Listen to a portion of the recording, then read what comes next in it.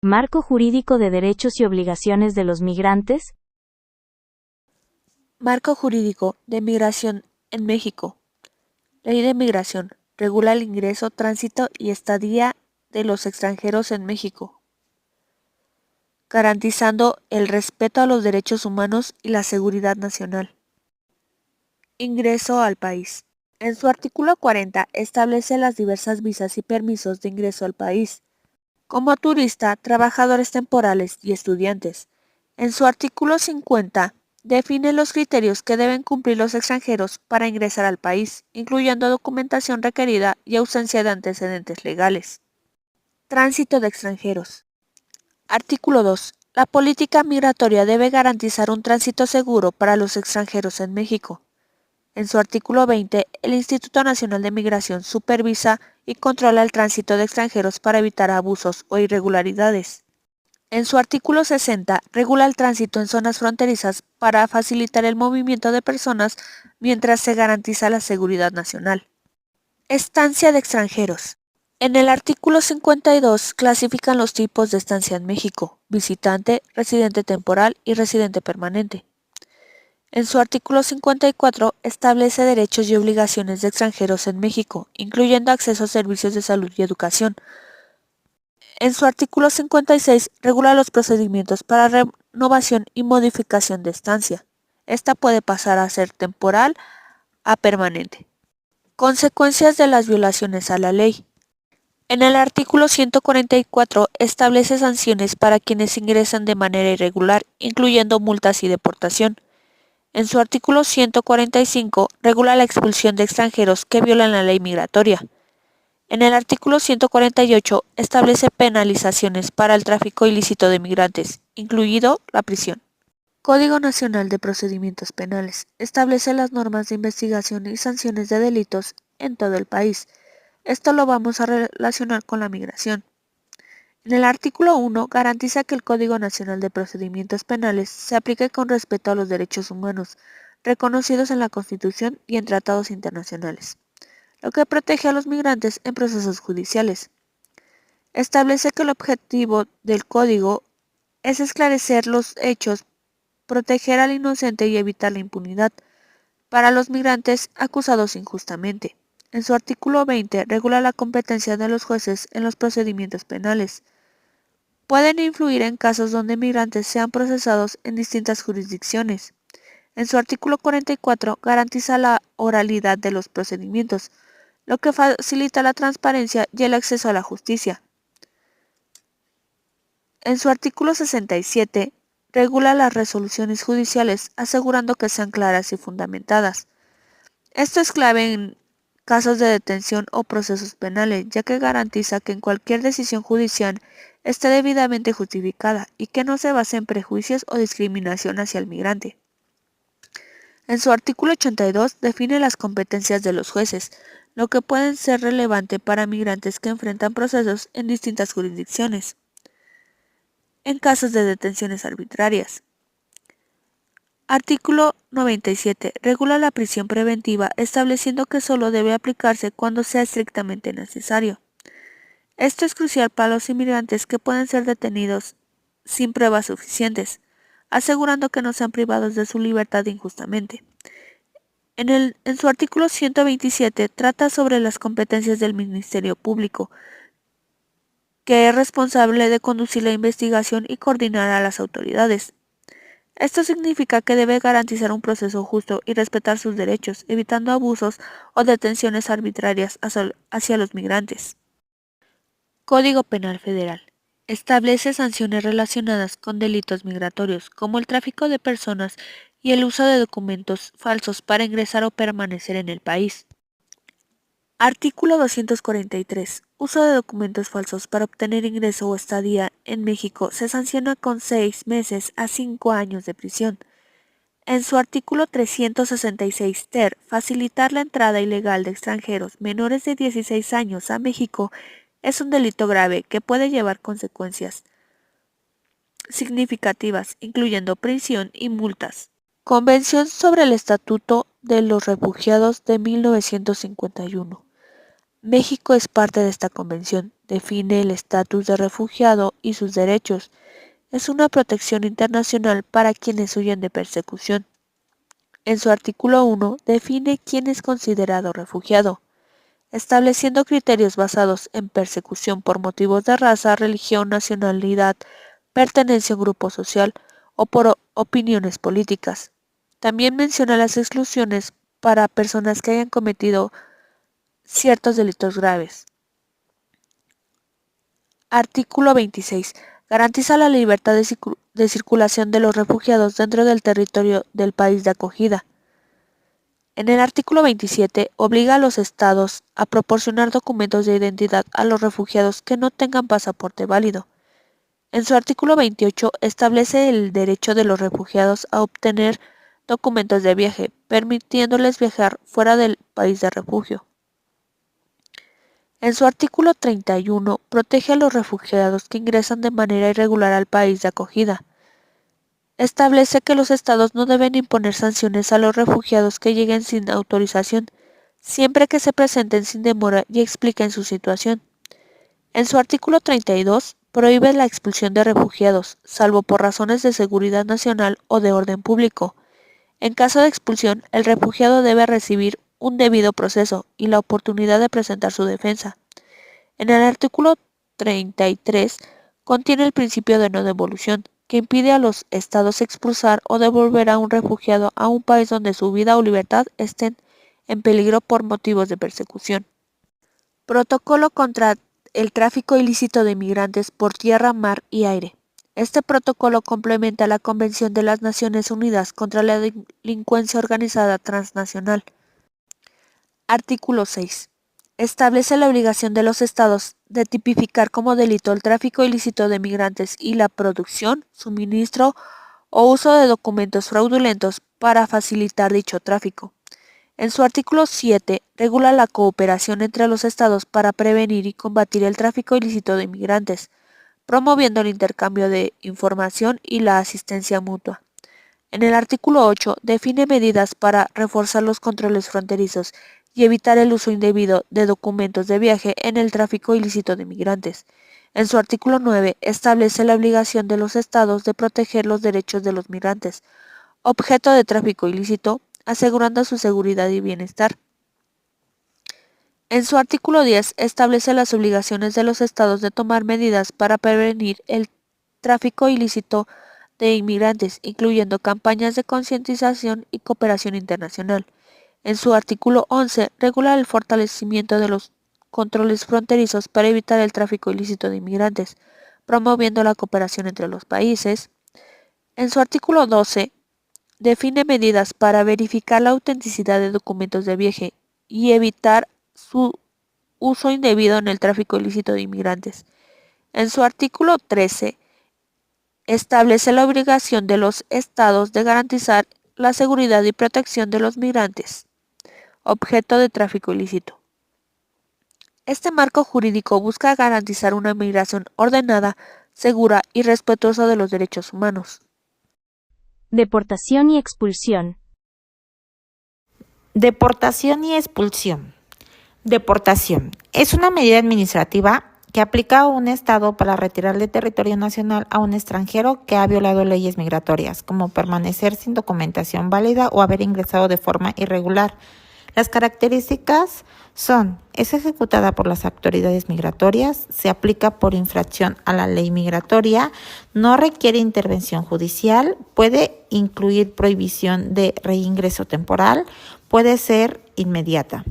Por ejemplo, una persona que sobrepasa el tiempo permitido de su visa de turista es deportada. Expulsión. Es una medida más grave y excepcional mediante la cual el Estado ordena a un extranjero salir del país por motivos de seguridad nacional, orden público o razones políticas o penales. Las características son: ejecutada por la autoridad superior o judicial, prevista en la Constitución o leyes especiales, puede tener consecuencias más severas, puede implicar la prohibición permanente de regresar, se aplica ante delitos graves o riesgo a la seguridad.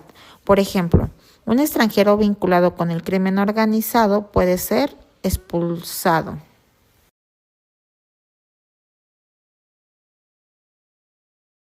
Agentes de ICE arrestaron a familias enteras afuera de la Corte de Inmigración en San Antonio. Lo que antes era raro, hoy es sistemático. Los arrestos fuera de tribunales se han multiplicado. Mi papá tuvo corte, la segunda corte, y fue arrestado. Esto ocurrió la mañana del jueves 29 de mayo en la cuadra 800 de Dolorosa Street. Llegó a su edificio con su juez y su abogado de inmigración y nada, sin preguntas te arrestan. Una vez terminada la audiencia, el padre de Lenis fue esposado y subido a un autobús. El arresto lo esposaron, te ponen a un lado, lo suben al ómnibus y es todo. La escena se repite en otros tribunales del país. Familias rotas como la de Lenis justo después de intentar seguir las reglas. Lenis estuvo fuera del bus junto a otros familiares en espera de información de sus seres queridos. Teníamos el temor, pero igual tienes que presentarte al corte. Ajá. Igual tienes que presentarte, si no la orden de arresto te llega o la orden de deportación. Igual te tienes que presentar. Informar de 2 noticias de crímenes perpetrados por extranjeros dentro del territorio nacional. La primera noticia se trata de el crimen organizado opta por extranjeros de élite y recluta exmilitares de Colombia, Holanda y Rusia. La detención de 2 exmilitares colombianos en una operación contra el cártel Jalisco Nueva Generación en Michoacán refleja el interés por parte del crimen organizado en reclutar agentes extranjeros con el fin de seguir siendo competitivos y mantenerse intactos. En lo que se refiere al análisis de la teoría pentatómica, en el apartado 1 que dice conducta, en este caso la conducta delictiva se basa en la contratación de exmilitares extranjeros, quienes cuentan con preparación y conocimientos para actuar de manera letal con sus adversarios. Los contratan para adiestrar elementos del crimen organizado en las diferentes técnicas del sicariato, adiestrándolos en el uso de armas de fuego y explosivos, como lo son minas terrestres, drones bombarderos y drones vigías, y de esta manera los sicarios de estos grupos delincuenciales van un paso adelante de sus adversarios y de las autoridades mexicanas. En lo que se refiere a la tipicidad, viene establecida en el Código Penal y en la Ley Federal del Uso de Armas de Fuego y Explosivos, que en el artículo 11 establece cuáles son las armas de uso exclusivo del Ejército, Armada y Fuerza Aérea, incluyendo calibres específicos. En el artículo 27 se enfoca en la autorización de la aportación de armas para extranjeros, además de los requisitos generales como la acreditación de residencia permanente. En el Código Penal Federal, en el artículo 160, en este artículo se describe el delito de portación, fabricación, importación o acopio de instrumentos prohibidos para agredir, imponiendo penas de prisión de 5 a 10 años y el decomiso de estas. En el artículo 164 bis nos habla del delito cometido por pandillas, aumentando las penas y añadiendo sanciones adicionales si algún miembro fue o es servidor público de algún cuerpo policíaco. En lo que se refiere a la punibilidad, la conducta de reclutamiento y empleo de exmilitares extranjeros para actividades delictivas puede ser sancionada con penas privativas de libertad y otras medidas de seguridad dependiendo de las circunstancias específicas. En la antijuricidad, la conducta del reclutamiento y empleo de exmilitares extranjeros para actividades delictivas es contraria a los derechos humanos y no está justificada por ninguna causa. En la culpabilidad, los líderes de los cárteles que pertenecen al crimen organizado y quienes son los que reclutan y emplean a estos exmilitares extranjeros son capaces de comprender la ilicitud de su conducta, por lo que actúan en contra y pueden ser considerados imputables por sus acciones. En los elementos negativos, exclusión del delito, la ausencia de conducta no aplica, la tipicidad tampoco aplica, las causas de justificación en esta noticia no existe ninguna causa de justificación y la imputabilidad, el crimen organizado sabe exactamente lo que hace reclutando exmilitares con esa preparación, ya que los utiliza para expandir su influencia y en la ausencia de punibilidad en este caso no aplica este elemento. Noticia 2. Venezolano mata a golpes a su compatriota durante borrachera en Iztapalapa. Los involucrados se encontraban ingiriendo bebidas alcohólicas en un departamento cuando un desacuerdo provocó la pelea mortal. En el análisis de la teoría pentatómica, la acción de matar al golpe es una conducta delictiva que se encuentra en el Código Penal Federal. La tipicidad, la conducta de matar a alguien está prevista como delito de homicidio en el Código Penal Federal. En sus artículos 302, quien comete el delito de homicidio, el que priva de la vida a otro. Artículo 303, donde explica las sanciones que corresponden y aparte en el artículo 307, al responsable de cualquier homicidio simple e intencional que no tenga prevista una sanción especial en este código, se le impondrán de 12 a 24 años de prisión. En el artículo 308, si el homicidio se comete en riña, se aplicará a su autor de 2 a 4 años de prisión. En lo que respecta a la antijuricidad, la conducta de matar a alguien es contraria a derecho y no puede tener ninguna causa de justificación. La culpabilidad, el sujeto activo es capaz de comprender la ilicitud de su conducta y de actuar conforme a esa comprensión, aunque actuó bajo los efectos del alcohol. La punibilidad, la conducta de privar de la vida a alguien está sancionada en el Código Penal Federal. La ausencia de conducta no aplica, la anticipicidad en este caso no aplica, las causas de justificación no aplica, ya que no se encuentran indicios de que el sujeto activo actuó en legítima defensa o bajo alguna otra causa de justificación. La inimputabilidad se podría considerar si el sujeto activo demuestra que padecía alguna enfermedad mental que se agravó con el consumo del alcohol, lo que lo hacía incapaz de comprender la ilicitud de su conducta. En la ausencia de punibilidad no se aplica, ya que el delito de homicidio está sancionado con una pena de acuerdo al Código Penal Federal. Conclusión. El fenómeno migratorio, además de ser un asunto humanitario y social, plantea importantes retos jurídicos que requieren un enfoque integral desde el derecho penal. México ha desarrollado un marco normativo robusto que busca equilibrar el respeto de los derechos humanos con la protección de la seguridad nacional. La Ley de Migración, el Código Nacional de Procedimientos Penales y el Código Penal Federal regulan con claridad las condiciones de ingreso, tránsito y estancia de personas extranjeras, así como las consecuencias penales por su incumplimiento. Desde el punto de vista penal, la legislación establece sanciones proporcionales para conductas como el tráfico ilícito de migrantes y el uso de documentos falsos, al tiempo que se protege del debido proceso y los derechos fundamentales que quien enfrentan procedimientos judiciales, incluidos los migrantes.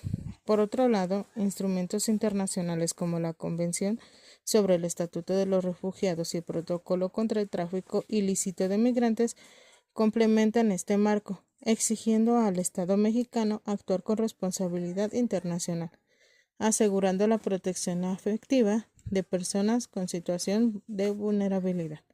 Finalmente, es importante distinguir las figuras de deportación y expulsión, pues aunque ambas explican el retorno forzoso de extranjeros, tienen fundamentos jurídicos y procedimientos distintos, siendo la expulsión una medida de carácter más grave y excepcional. En suma, del derecho penal migratorio en México no solo tiene una función punitiva, sino también protectora, y debe aplicarse con un enfoque garantista, evitando la criminalización injusta de la migración y priorizando siempre la dignidad humana. Conclusión desde el rol del Ministerio Público. Desde mi función como representante del Ministerio Público, puedo afirmar que el fenómeno migratorio exige una actuación decidida, objetiva y conforme al derecho. El marco jurídico nacional e internacional vigente otorga al MP facultades esenciales para investigar, perseguir y sancionar los delitos relacionados con la migración, sin perder de vista la obligación fundamental de respetar y proteger los derechos humanos de toda persona, sin distinción de nacionalidad o estatus migratorio. La Ley de Migración, el Código Nacional de Procedimientos Penales y el Código Federal otorgan las herramientas necesarias para actuar ante conductas como el tráfico ilícito de personas, el uso de documentación apócrifa y la estancia irregular en el país. En este sentido, el MP debe garantizar que las investigaciones se conduzcan con imparcialidad, transparencia y legalidad, velando porque los migrantes no sean objeto de persecuciones infundadas o tratos discriminatorios. Asimismo, el respeto a los tratados internacionales como la Convención sobre el Estatuto de Refugiados de 1951 y el Protocolo contra el Tráfico Ilícito de Migrantes imponen al Estado mexicano y por lo tanto el MP la responsabilidad de asegurar el principio de no devolución, el debido proceso y la protección de los derechos fundamentales, incluso cuando impongan medidas como la deportación o la expulsión. Por ello, mi labor no se limita únicamente a sancionar el delito, sino también a prevenir abusos, evitar la impunidad actuar conforme a base del principio legal, la migración no debe criminalizarse, pero sí debe regularse con firmeza frente a quienes lucran con la vulnerabilidad humana. En cada caso, mi deber como Ministerio Público es asegurar que la justicia penal actúe con equilibrio, humanidad y rigor.